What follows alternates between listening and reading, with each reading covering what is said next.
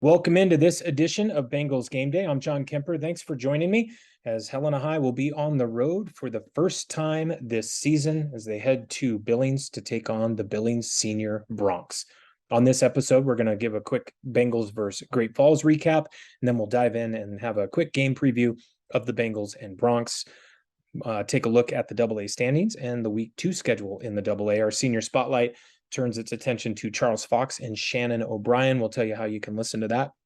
And then we'll finish up with how you can watch and listen if you're unable to get over to the east side of the state and watch Helena High play tomorrow. All right, so Helena High starts the season 0-1. They lost last Friday, 30-27 to the Great Falls Bison. Some highlights, though, for offense. Manu Mello, definitely player of the game for the Bengals, 118 yards receiving and 2 touchdowns. He also had 148 yards on special teams and an 85-yard kickoff return for a touchdown. All-purpose yards, he ended up with 266 yards. So a great game by Manu Mello. And Helena High, I'm sure, would love to take that every week. And you do that every week, you add in a little more, you're going to get some nice wins. For Carter Kraft, his first start as the quarterback for Helena High, and I thought he did a pretty good job. He had the 2 interceptions, yes, but he threw 3 touchdown passes in the first half. He was 24 for 38 passing with 222 yards. And I think there's a lot of upside if they can give him some more protection. He'll have some more time to throw, and also that will open up the run game. Listen to me talk like I know what I'm talking about with football. I'll try not to fool you too much on that. Flip it over to defense. We'll start having more stats on defense as the weeks go by, as this kind of gets compiled. This game, when you give up 30 points, typically your defensive stats aren't that impressive and not totally great. But you look at RJ Goulon, he had 11 tackles to lead Helena High. Cade Holland with 8. Joey Seleskar had 7 tackles, and it was Seleskar, Tamel, and Terry combining for 1.5 sacks in the game. And the defense also had a fumble recovery. And want to give a quick shout out. These pictures that I put in here are from John Smith. You can follow him on Flickr. On that, I typically will be pulling those. He does all the home games. Sometimes he goes on the road if it's not too far, like Butte or something. But that's where these great pictures came from. And he takes pictures all season. So thank you, John Smith. You do a fantastic job and a great service, not just for Helena High, but for Capital and for Vigilante, East Helena Vigilantes, and even down to Boulder at Jefferson and all that. So thank you for that. When we look at the Billings Senior Broncs, 0-1 also, they started their season with a loss last Thursday to Butte, 36-28. And if you look back to last season, Helena beat the Broncs 28-14 at Vigilante. The Broncs lost to Glacier last season in the first round of the playoffs, 21-14. And their coach is Chris Murdoch, who is a very good coach, has a couple state championships under his belt with this Billings Senior team. So we look at this game day preview. Again, these stats, obviously one game, so they look kind of weird. This will even out. You'll start having some different numbers obviously come in as we stack games. But Helena High, they scored 27. They gave up 30 for Billings Senior. They scored 28, gave up 36.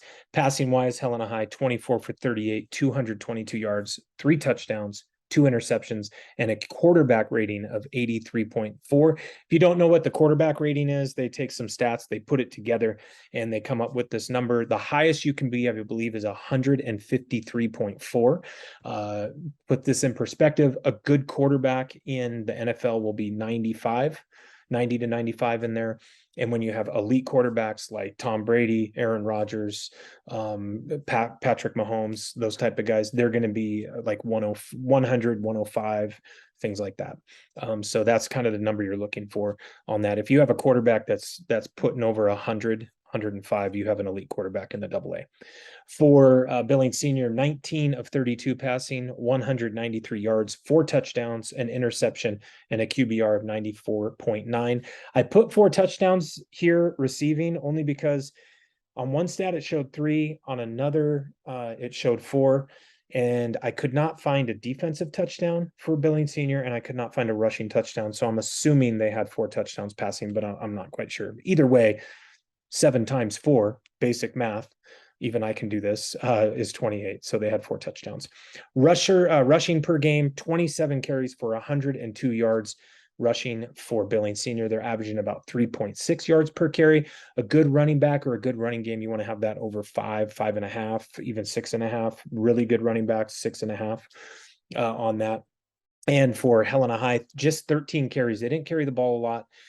47 yards, 3.2 yards per carry. I think again, once they get that offensive line kind of figured out and they get some better protection and all of that, you're going to see, I think, the yards come up, the QBR come up, and you're going to see carries and yards per carry come up as well. Turnover margin, both teams gave the ball away twice, got one back, so -1. So basically, you just take that however many times they turned the ball over on offense to how many times they took the ball on defense, and you put that together, and that's where you get that number. And then defensive sacks, none for Billings Senior and 1.5 for Helena. How do you get a half sack? Basically, if you have two people getting in on a sack, that in one sack, they cut it in half. So everyone gets a half sack on that. So that's where we sit right now. All right, let's look at the Montana AA football conference standings right now. Again, this will get more interesting pretty much after week 4, week 5. That's when it starts getting fun. And then you get down to the end and you start having to figure out like playoff positioning. Remember, the first 6 teams in each conference or each division make the playoffs. The top 2 seeds in both get buys. So right now, let's say if the season ended, really premature look here, Helena High would be in the playoffs as the 6th seed, and they would actually be taking on the Gallatin Raptors, let's say, if that's how that fell out with tiebreakers on that. But as you look in the West dominated the East last week as they won 5 of the 8 games, and it was Sentinel getting the win, Butte, Capital, Flathead getting their first win in any game since 2019. And then the Glacier Wolfpack in that. And the game they won in 2019, that may have been the game against Helena High.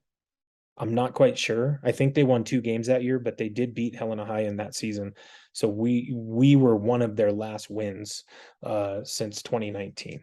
So hopefully don't repeat that this year. And then, of course, Helena High, Hellgate, and Big Sky each went 0-1. You flip it over to the east side. Of course, Great Falls got that win over Helena. CMR took care of Hellgate. It was Gallatin taking care of Big Sky. And then after that, Bozeman lost to Capital.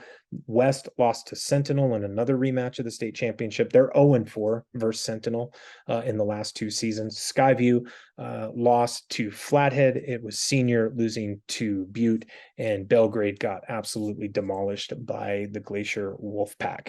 All right. As we look at the week 2 schedule, we have one game that starts at 4 p.m. tomorrow, and that game could affect our game because that is Skyview hosting the Big Sky Eagles. That starts at 4 p.m. at Wendy's Field at Dallas Stadium in Billings.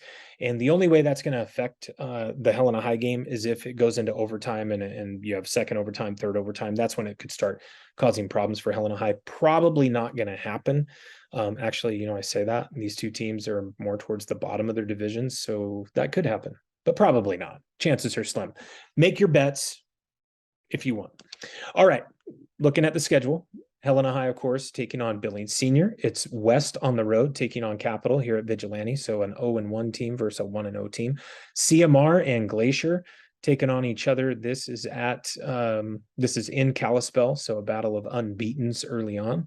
Bozeman takes on Sentinel. That's going to be a tough one. Sentinel has won 22 games in a row. Chances are they'll be at 23 games after tomorrow night. Hellgate hosts the Belgrade Panthers. Why am I picking games? It doesn't matter. We're not going to pick them here.